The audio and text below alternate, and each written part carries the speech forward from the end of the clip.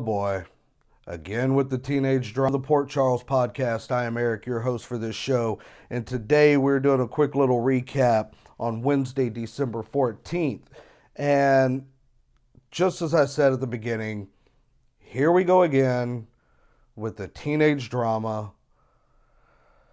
Oh, I can't say it enough. Listening to Jocelyn and Trina talk about relationships just makes me want to bang my head against the wall. Like, I feel like I've reached that point where I am now officially the old person in the room, that it's like these damn teenagers. But it really is. Like, I don't know. I'm not going to go off on a rant like I did the other day on that episode, but it's just for me, like, suck it up and figure it out. I mean, that's really all I can say at this point. Now, as we get to Dex, which, by the way, I'm really, really liking this Dex character. He kind of reminds me of a young Jason, and I think that's what they're going for here, just in case they never do bring the Jason character back. But having watched this for the last couple of weeks, a question popped up into my mind. How does this end for Dex? Because you think about it, Michael hired Dex to go work for Sonny, to get dirt on him, to put him in prison, which is an unforgivable sin in Sonny's world, and that's how you end up in the frickin' harbor. Now, Michael has come back and said, hey, here's your money, we're pulling the plug, you need to get out of town. Well, Dex turned the money down, and he's continuing to work for Sonny. At what point does Sonny find out? Because he's got to find out, right? Dex is going to get so into this life and this world with Sonny, and I think he kind of enjoys it. At what point does he cross that line and Michael says, hey, I'm just going to dime you out to Sonny and tell him that you've been working for me this whole time. Here's phone records to prove it. What do you think Sonny's going to do then? I mean, Dex could always say, Michael's full of it. But then how do you explain Michael producing phone records to say, hey, this is all the times I've talked to Dex long before any of this came out? How does Dex explain that? I don't know. I hope Dex stays around for a while. I kind of dig his character.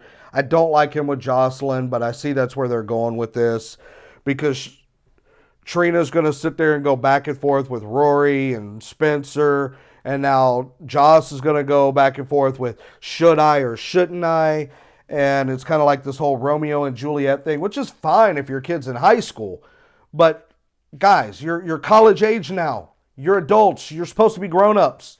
Let's get with the program here. And speaking of Dex, I love his interaction with Spencer today.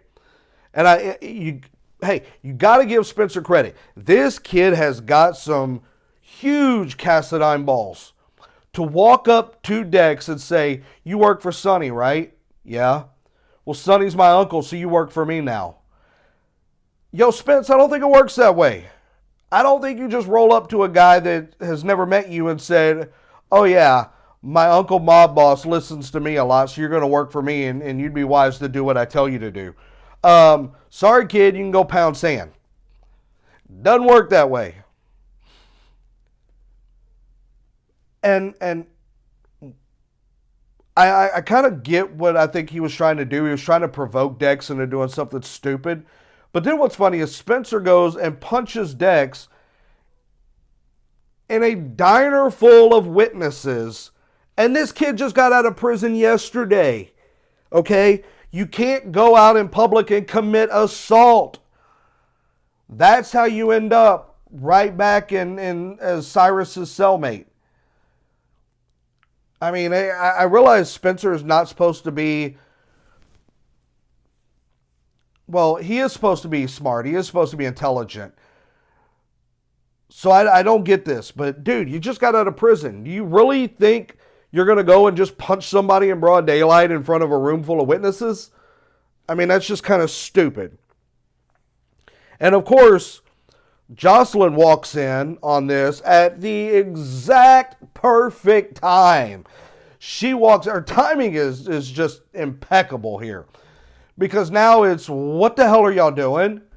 What do you think they're doing, Jocelyn? Okay, they're fighting over you. I mean, it's just,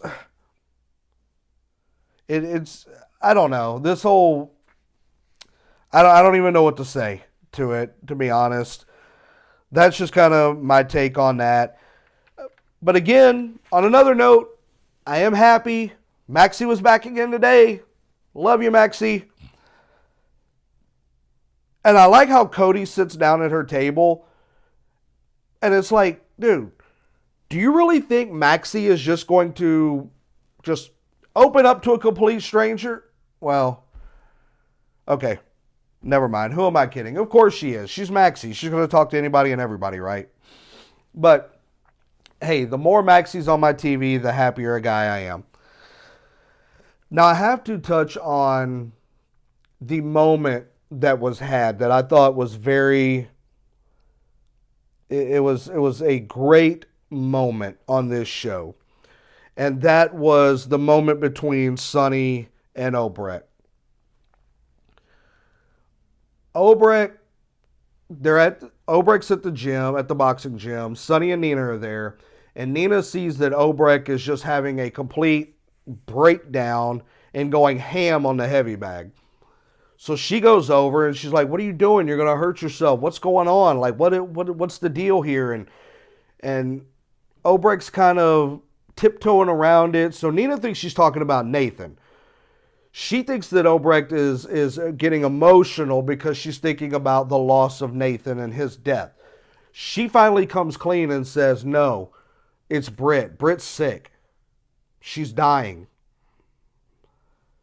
Sonny overhears Obrecht opening up to Nina, and he comes over, and at first Obrecht is basically like, "Who the hell do you think you are? Eavesdropping on my conversation, getting involved in my business. This does not concern you." And Sonny, to his credit, was like, "Look, take this for what it's worth.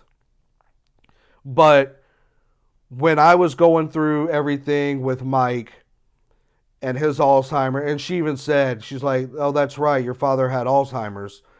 And he said, "Yeah." And he said, and it was a slow, basically lead up to Mike's death. And he tells her that time that he had with him, even though Mike was getting further and further away from him, that time he was able to create new memories and get to know his father in a way he was never able to before. And now how he cherished that time that he had with Mike.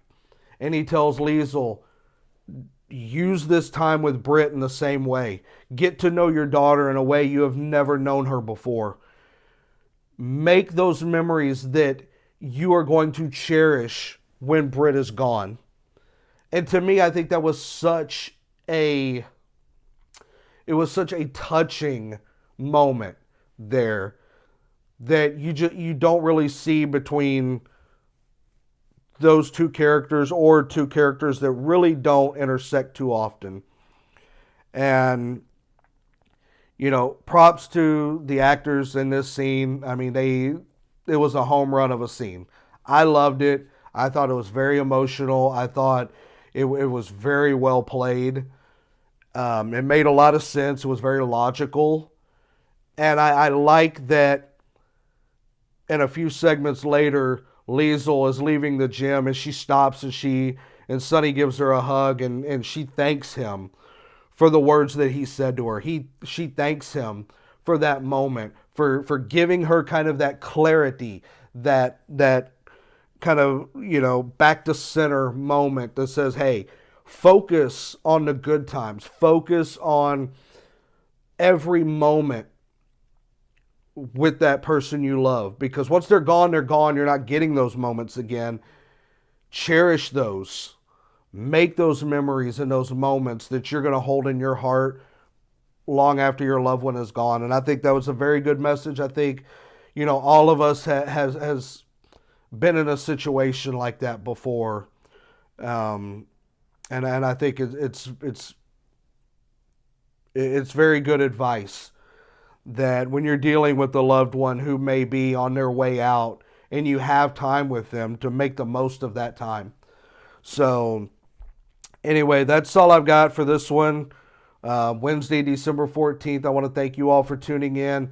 Tune in tomorrow for my recap on the Thursday show, and we're almost to the end of the week, folks. So take care, everybody, and thank you for tuning in to the Port Charles Podcast.